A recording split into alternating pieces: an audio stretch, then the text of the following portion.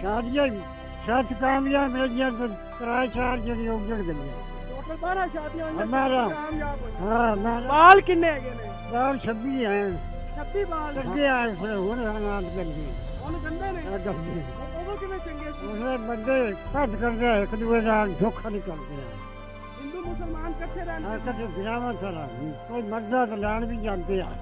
नेहरू लाल भी वेख्या मैं सारे ने वेख्या। ਨਹਿਰੂ ਲਾਲ ਨੂੰ ਵੀ ਵੇਖਿਆ ਹਾਂ। ਮਹਾਤਮਾ ਗਾਂਧੀ ਨੂੰ ਵੀ ਹਾਂ। ਵੇਖਿਆ ਮਹਾਤਮਾ ਗਾਂਧੀ ਨਾਲ ਵੈਸੇ ਮੁਲਾਕਾਤ ਕੀਤੀ ਤੁਹਾਡੀ? बस मैं जिसने तकरीर करता ਅਸੀਂ सुन लेते हैं। नहीं दिया पंजाब ਨੂੰ ਉਹ ਮੁੰਡੇ ਨੇ ਮੱਝਾ ਹਿੰਦੂਆਂ ਵੀ ਤੇ ਮੁਸਲਮਾਨਾਂ ਵੀ ਉਹ ਜੰਨੇ ਨਾਲ ਮਾਰ ਕੇ ਬੜਾ ਸਾਰ ਤੇ ਕੋਲ ਉੱਥੇ ਲੱਖ ਸਿੱਖ ਹੋਇਆ ਉੱਥੇ ਰਾਤ ਪਈ ਮੈਂ ਫਿਰ ਬਠਿੰਡੇ ਆ ਉਹ ਮਾਰੇ ਗਏ ਮੋੜੇ ਅੰਗਰੇਜ਼ਾਂ ਨੇ ਲੜਾਇਆ ਇਹਨਾਂ ਉਹ ਅੰਗਰੇਜ਼ ਦੱਸ ਗਏ ਲੱਗ ਮਗਰ ਸੇ ਉਹ ਚੱਗਾ ਲੜਿਆ ਉਹਨੂੰ ਮਾਰ ਸੱਟਿਆ ਉਹਨਾਂ ਨੂੰ। ਹਾਂ ਉਦੋਂ ਤੁਸੀਂ ਕਿੱਥੇ ਸੀ ਜਦੋਂ? ਉਹ ਮੈਂ ਬਠਿੰਡੇ ਆ ਜਾਂ ਨੌਕਰੀ ਤੇ ਬਠਿੰਡੇ ਸੀ? ਹਾਂ।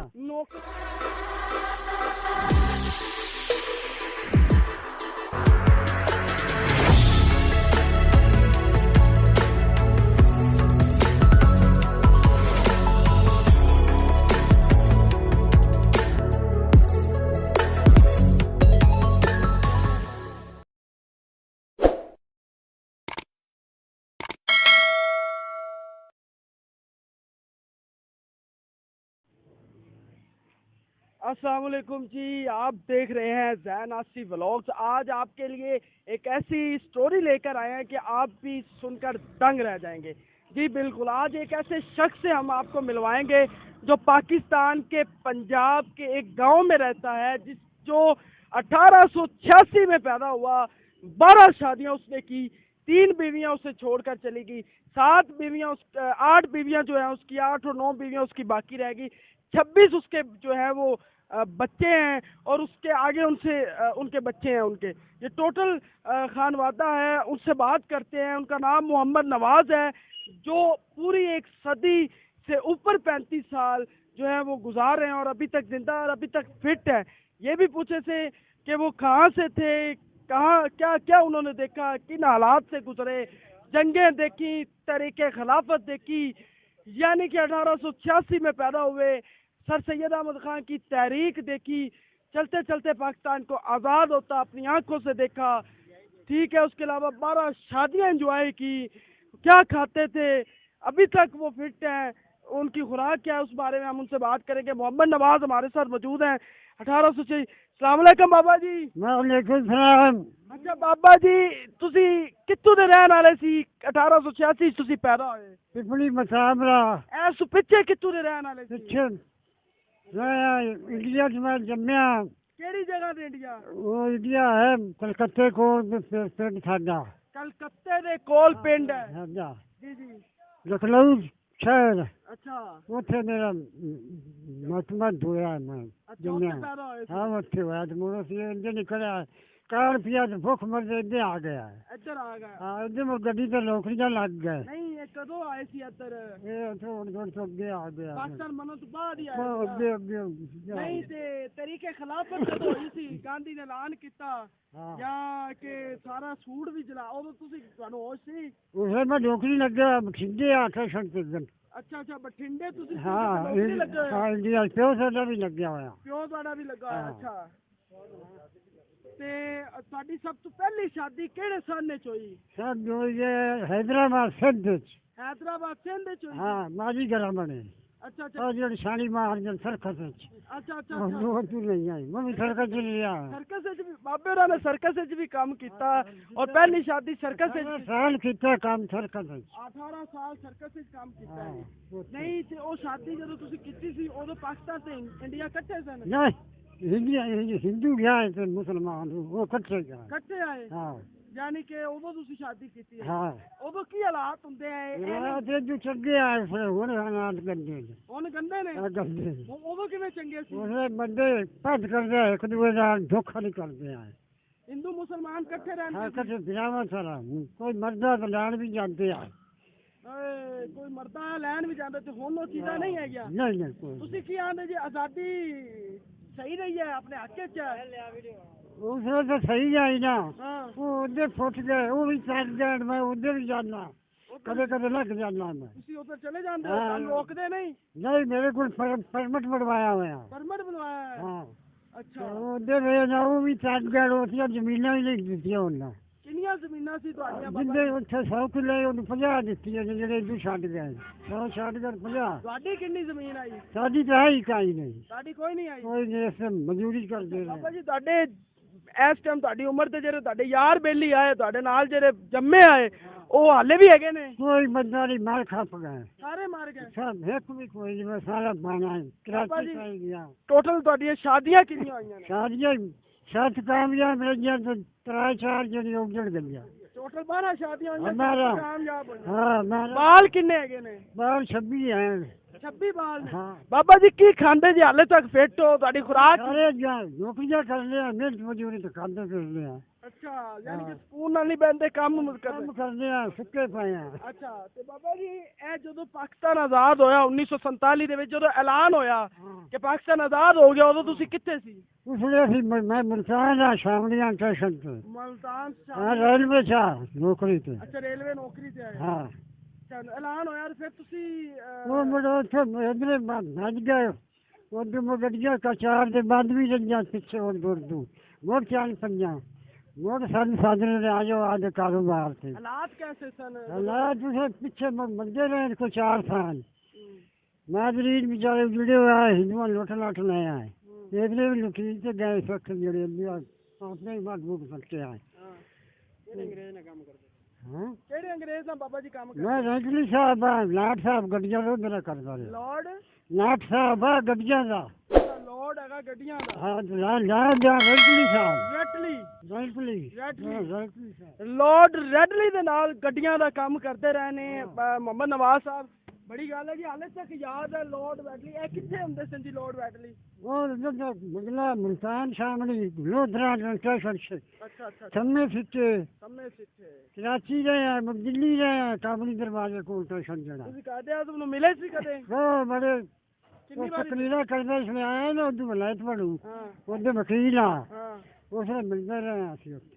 ਯਾਨੀ ਕਿ ਮਿਲਦੇ ਹਾਂ, ਰਹੇ। ਤੇ ਕਿਲਾ। ਮਹਾਤਮਾ ਗਾਂਧੀ ਨੂੰ ਮਿਲੇ ਸੀ ਤੁਸੀਂ? वो भी मेरा नेहरू लाल भी वेख्या मैं, सारे ने ਤੁਸੀਂ वेख्या। ਨਹਿਰੂ ਲਾਲ ਨੂੰ ਵੀ ਵੇਖਿਆ, ਹਾਂ। ਮਹਾਤਮਾ ਗਾਂਧੀ ਨੂੰ ਵੀ ਹਾਂ। ਵੇਖਿਆ। ਮਹਾਤਮਾ ਗਾਂਧੀ ਨਾਲ ਵੈਸੇ ਮੁਲਾਕਾਤ ਕੀਤੀ ਤੁਹਾਡੀ? बस मैं जिसने तकरीर करता ਅਸੀਂ सुन लेते हैं। ਸੁਣ ਲੈਂਦੇ ਆ? ਹਾਂ, ਬਸ ਕੋਈ ਇੱਕ ਅੱਧੀ ਹੁੰਦੀ ਗੱਲ ਮਹਾਤਮਾ ਗਾਂਧੀ ਦੀ ਤੁਹਾਨੂੰ ਯਾਦ ਹੋਵੇ? ਉਹ ਕੀ ਮੰਗਦਾ ਮੈਨੂੰ ਦਿਓ, ਆਪਾਂ ਹੀ ਕਰ ਦਿਆਂਗੇ। ਹਿੰਦੂਆਂ ਨੂੰ ਆਉਂਦਾ, ਉਹ ਮੁਸਲਮਾਨਾਂ ਨੂੰ ਵੀ ਆਪਣੇ ਇੱਦਾਂ ਦਿੰਦੇ ਆ, ਕਹਦੇ ਆਦਮ ਨੂੰ। ਤੇ ਕਾਇਦੇ ਆਜ਼ਮ ਕੀ ਆ, ਉਹਦੀ ਵੀ ਗੱਲ ਤੁਹਾਨੂੰ ਯਾਦ ਹੋਵੇ?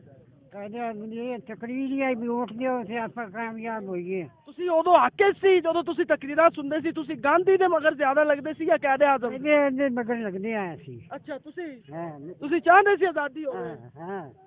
ਅੱਛਾ, ਤੇ ਲੇਕਿਨ ਤੁਸੀਂ ਨੌਕਰੀ ਵੀ ਅੰਗਰੇਜ਼ ਕੈਸਾ ਸੀ ਤੁਹਾਡਾ ਜਿਹੜਾ ਮਾਲਕ ਸੀ? ਉਹ ਸਹੀ ਸੀ, ਅਖਲਾਕ ਵਾਲਾ? ਅੰਗਰੇਜ਼ ਤਾਂ ਛੱਡਦਾ ਹੀ ਨਹੀਂ ਆ ਪੰਜਾਬ ਨੂੰ।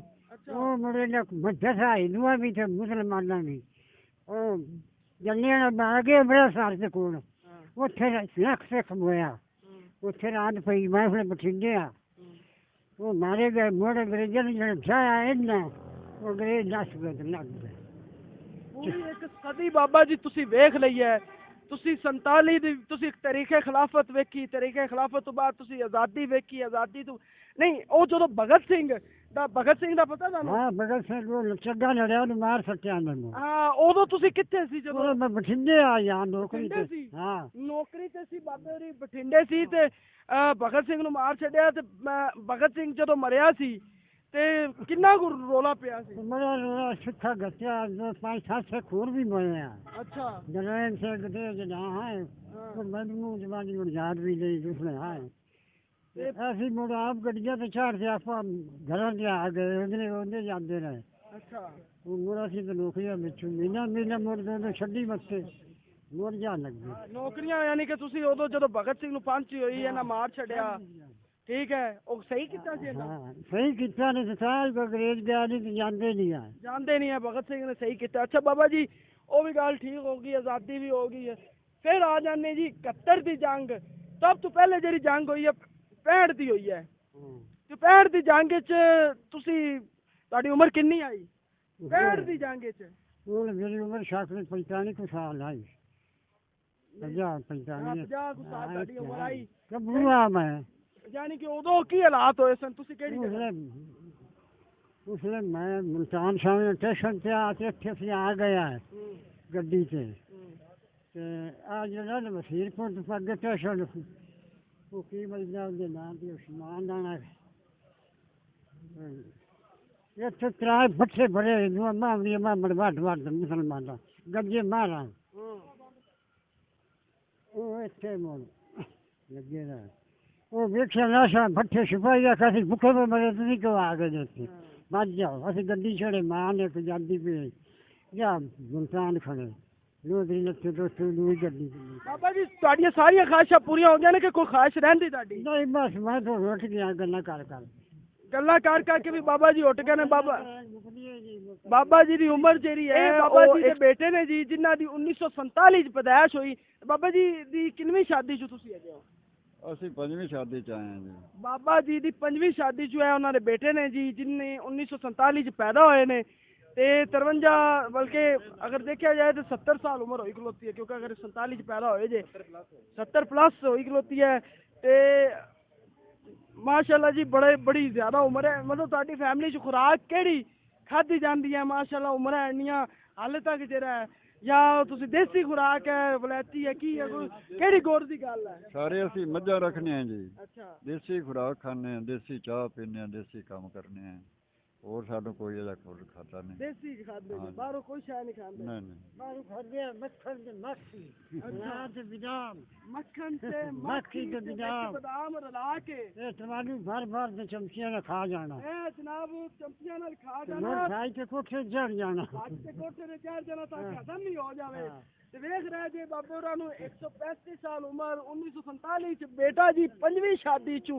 ਹੈਗੇ ਨੇ ਜਿਹੜੇ 1947 ਚ ਪੈਦਾ ਹੋਏ ਬਾਬਾ ਜੀ 1886 ਚ ਪੈਦਾ ਹੋਏ ਅਗਾਂ ਬੇਟੇ ਨੇ ਵੀ 3 ਸ਼ਾਦੀਆਂ ਕੀਤੀਆਂ ਨੇ ਜੀ ਅੱਗੋਂ ਉਹਨਾਂ ਦੀ ਔਲਾਦ ਹੈ ਤੁਹਾਡੀਆਂ 3 ਸ਼ਾਦੀਆਂ ਚ ਕਿੰਨੇ ਬੱਚੇ ਨੇ ਮੇਰੇ ਜੀ ਆ ਇੱਕ ਖੜਾ ਹੈ ਪੁਲਿਸ ਵਿੱਚ ਹੈਗਾ ਅੱਛਾ ਤੁਸੀਂ ਪੁਲਿਸ ਵਿੱਚ ਜੀ ਇਸ ਟਾਈਮ ਪਾਕਿਸਤਾਨ ਨੂੰ ਸਰਵਿਸ ਦੇ ਰਹੇ ਨੇ ਜੀ ਤੇ ਤੁਹਾਨੂੰ ਖੁਸ਼ੀ ਨਹੀਂ ਹੁੰਦੀ ਜੀ ਕਿ ਤੁਹਾਡੇ ਜਿਹੜੇ ਦਾਦਾ ਜੀ ਨੇ ਜਿਹੜੇ ਠੀਕ ਹੈ ਉਹ ਮਾਸ਼ਾਅੱਲਾ 1886 ਤੋਂ ਸਾਰੀਆਂ ਉਹਨਾਂ ਨੇ ਤਰੀਕਾ ਉਹਨਾਂ ਨੇ ਵੇਖੀਆਂ ਨੇ ਤੇ ਮਾਸ਼ਾਅੱਲਾ ਜੱਗ ਹਰ ਹਾਲਾਤ ਉਹਨਾਂ ਨੇ ਸਦੀ ਪੂਰੀ ਜੋ ਕੁਝ ਹੋ ਸਕਦਾ ਸੀ ਉਹ ਵੇਖ ਲਿਆ जी बिल्कुल खुशी होती है वो अभी तक आजाद है माशाल्लाह हमारे साथ मौजूद हैं और उनको देखकर दिल खुश होता है बाकी हमारी सारी फैमिली माशाल्लाह बहुत बड़ी फैमिली है तो अभी हम इधर इकट्ठे हुए हैं तो माशाल्लाह बहुत अच्छा लग रहा है अल्लाह ना करे अल्लाह इन्हां दी होर उम्र लंबी करे लेकिन अगर कुछ होंदा है तो ढोल ढमक्के नाल लैके जावा जे बाबे होरां नूं दुख वाली गल कोई नहीं रहेगी जो अल्लाह दे दिता सानूं ऐस बात किसी को कोई नहीं देता।